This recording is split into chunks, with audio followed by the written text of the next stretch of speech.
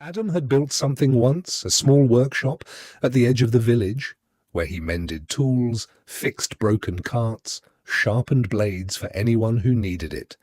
For a few good years, it had been enough. Then the flood came and took the roof, the tools, half the walls. And something in Adam went quiet after that. Not broken, just still. Still the way a man goes still when he's afraid that if he moves, he'll find out the thing he built can be taken from him twice. So, Adam didn't rebuild. He told himself it wasn't the right season, then it wasn't the right year. Then he stopped telling himself anything at all and just let the ruined workshop sit there, half collapsed, at the edge of the village, a monument to a version of himself he used to be. Years passed like that. Adam took small jobs, carried grain, mended fences for others, work that asked nothing of him, work that couldn't be flooded because he never let it become anything. There was a boy in the village, Tariq, maybe 9 years old, who used to sit near the ruined workshop and stare at the old tools still buried in the rubble. One evening, Tariq asked him, "Uncle Adam, why don't you fix it?" and Adam, without quite meaning to, said, Because if I build it again and it falls again, I don't think I'll survive losing it twice. Tariq didn't say anything to that. He was too young to have an answer, but the question stayed with Adam longer than he expected.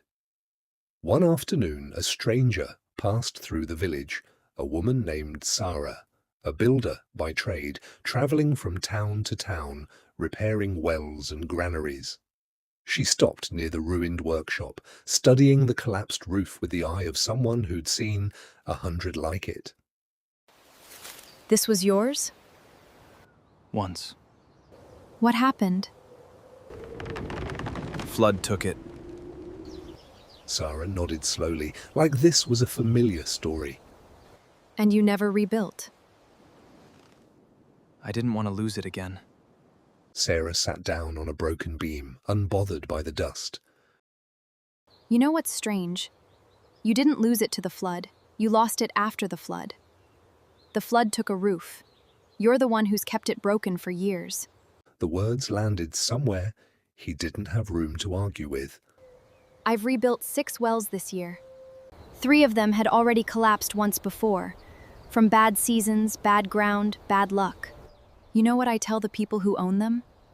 The thing that fell isn't cursed. It just fell. Ground doesn't remember. Wood doesn't remember. Only you remember. And you're the one deciding whether the memory becomes a warning or a wall. What's the difference? A warning teaches you how to build it better. A wall just stops you from building at all. Sara picked up a piece of broken beam, turned it over in her hands. This wood is still good, by the way. You could use half of what's already here. Adam looked at the workshop then, really looked at it maybe for the first time in years, not as a grave, but as a pile of usable pieces. I don't know if I still remember how. Nobody remembers how to do the thing they've been avoiding, Sara said, standing, brushing the dust from her hands. She left the next morning, the way travelers do, without ceremony.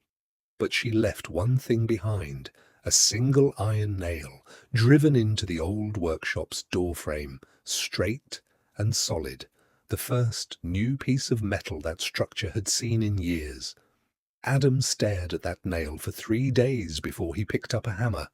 The first plank he set was crooked. He took it down and set it again. It was still crooked, just less. He kept going.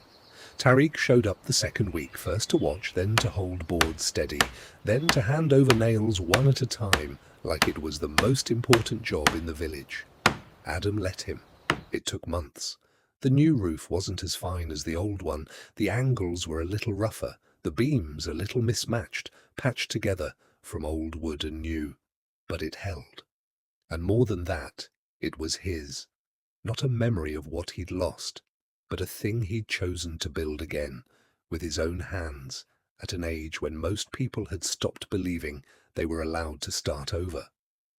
The evening he finished, Adam stood in the doorway of his rebuilt workshop and looked at the crooked but standing roof above him. He thought about the years he'd spent telling himself it wasn't the right season. He realized now that there had never been a right season, only a season he'd finally been willing to walk into afraid. Tariq stood beside him, admiring the work. "Are you scared it'll fall again?" the boy asked. Adam thought about it honestly before he answered. "A little," he said. "But I think I was more scared of the years I was losing by not trying. That fear was quieter.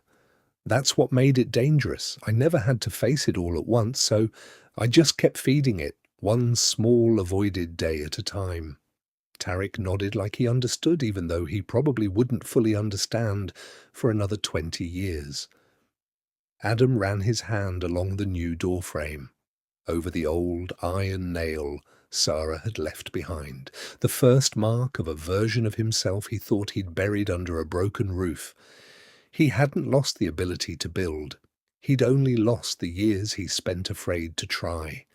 And now, finally, he had something new standing where the ruin used to be. Not because the fear was gone, but because he'd stopped waiting for it to leave before he started.